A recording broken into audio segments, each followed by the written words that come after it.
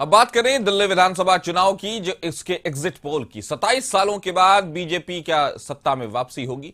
11 exit poll, 9 में BJP की सरकार बन रही है। 2 एग्जिट पोल में आपको बहुमत मिलता दिख रहा है। नतीजों के लिए 8 फरवरी तक का इंतजार तो करना पड़ेगा, लेकिन 2 एग्जिट पोल में ही आपको मिल रही बढ़त। फिलहाल अगर एग्जिट पोल की बात करें तो आम आदमी पार्टी पीछे छूटती नजर आ रही है और भारतीय जनता पार्टी 27 सालों के बाद दिल्ली की सत्ता पर काबिज होने को तैयार बैठी नजर आ रही है। तो 27 सालों के बाद 11 एग्जिट पोलों में से 9 भारतीय जनता पार्टी या एनडीए की सरकार बना रहे हैं। वहीं अगर 2 की बात करें तो आम आदमी पार्टी और कांग्रेस किसी चमत्कार के इंतजार में है। इस खबर पर ज्यादा जानकारी के साथ हमारे सहयोगी आशुतोष हमारे साथ जुड़ गए हैं।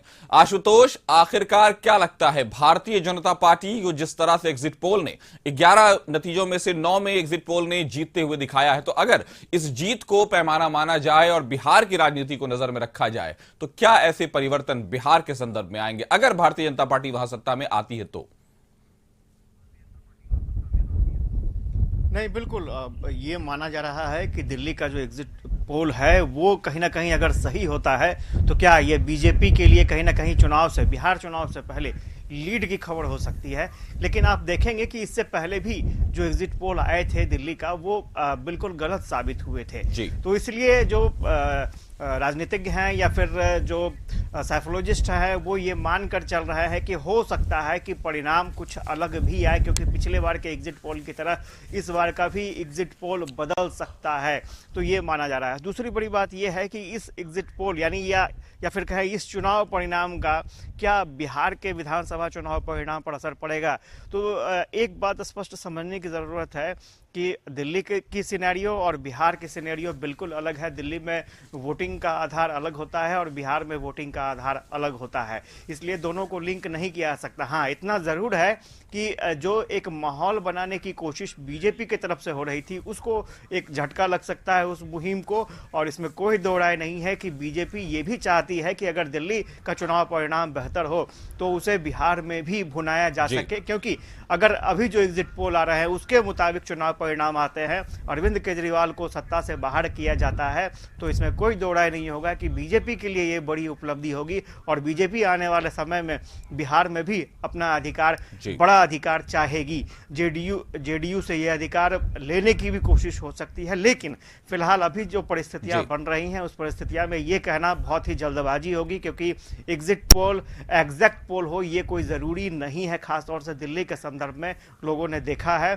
लेकिन इतना जरूर है कि बिहार पर निगाहें जरूर टिकी हुई होंगी और बीजेपी ये जरूर चाहती है कि दिल्ली का परिणाम बेहतर हो, जिसको बिहार के चुनाव में भी कैश किया जा सके। जी, लेकिन एक बात, अगर हम अभी तो बीजेपी की जीत के संदर्भ में हमने बात की, अगर बीजेपी दिल्ली में हार जाती है और 27 साल के अलावा फिर से एक 5 साल का उसको गैप मिल जाता है दिल्ली में आने पे, तो क्या बिहार में होने वाले चुनाव में और नीतीश कुमार के साथ उसके जो गठबंधन है, क्या उसके इंटरनल अगर प्रेशर पॉलिटिक्स की बात की जाए तो समीकरण कुछ बदलते दिखाई देंगे बिहार में? आशुतोष,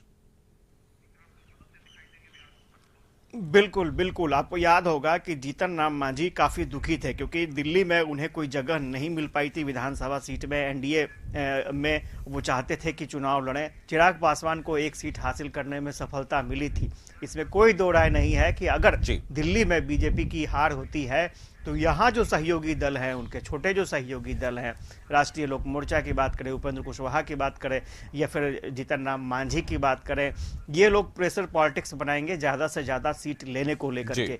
जेडीयू ऑलरेडी बीजेपी को टक्कर देती रही है, खासतौर से सीट शेयरिंग के मसले पर और मनचाही सीट लेने को लेकर के।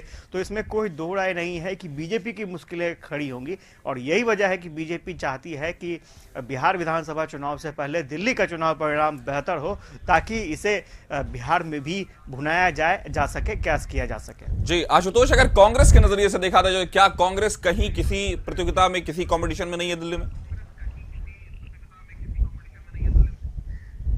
नहीं, बिल्कुल ये कांग्रेस के लिए भी सही नहीं होगा, क्योंकि आपको याद होगा कि पिछले विधानसभा चुनाव में कांग्रेस ने 70 सीटें हासिल की थी और महागठबंधन में, और इस बार भी कांग्रेस उसी रास्ते पर आगे बढ़ना चाहती है। लेकिन कुछ दिनों पहले ही तेजस्वी यादव ने ये कह दिया था कि जरूरी नहीं है कि उतनी सीटें मिल ही जाएं, क्योंकि आरजेडी के लोग चुनाव के बाद भी यही मान रहे थे कि कांग्रेस अगर 70 सीटें नहीं लेती तो हो सकता था कि महागठबंधन की सरकार बन जाती। कांग्रेस ने ज्यादा सीटें ली और ज्यादा सीटें पार्टी हार भी गई। अगर दिल्ली चुनाव में अगर कांग्रेस का परफॉर्मेंस ठीक नहीं रहता है, स्वाभाविक तौर पर कांग्रेस को रेस में नहीं दिखाया जा रहा है, तो इससे भी कांग्रेस के नेताओं का मनोबल गिरेगा। और चूंकि आपने देखा होगा कि बिहार कांग्रेस के अध्यक्ष भी दिल्ली चुनाव में प्रचार करने के लिए गए थे, तो ऐसे में अगर मनचाही सीटें नहीं आती हैं तो स्वाभाविक तौर पर उसका भी मनोवैज्ञानिक असर पड़ेगा। और यहाँ पर जब सीट शेयरिंग की बात आएगी, खासतौर से बिहार में, तो उस वक्त कांग्रेस को झटका लग सकता है और कांग्रेस को मनचाही सीटें नहीं मिल पाएंगी। या संख्या की बात करें या फिर विधानसभा वाइज अच्छे सीटों की बात करें, कांग्रेस के लिए मुश्किलें होंगी। तो फिलहाल अगर दिल्ली के नतीजों को माना जाए तो exit poll Bharatiya Janata party और उसके गठबंधन को जीतता दिखा रहा है, और अगर दोषी सिर्फ ऐसे हैं जो आपकी बढ़त दिखा रहे हैं, वरना कांग्रेस बिल्कुल पूरी तरह से कंपटीशन से फिलहाल बाहर नजर आ रही है। हमारे साथ जुड़ने के लिए आशुतोष आपका शुक्रिया। खबर पर नजर बनाए रखें, लेकिन फिलहाल वक्त एक छोटे से ब्रेक का।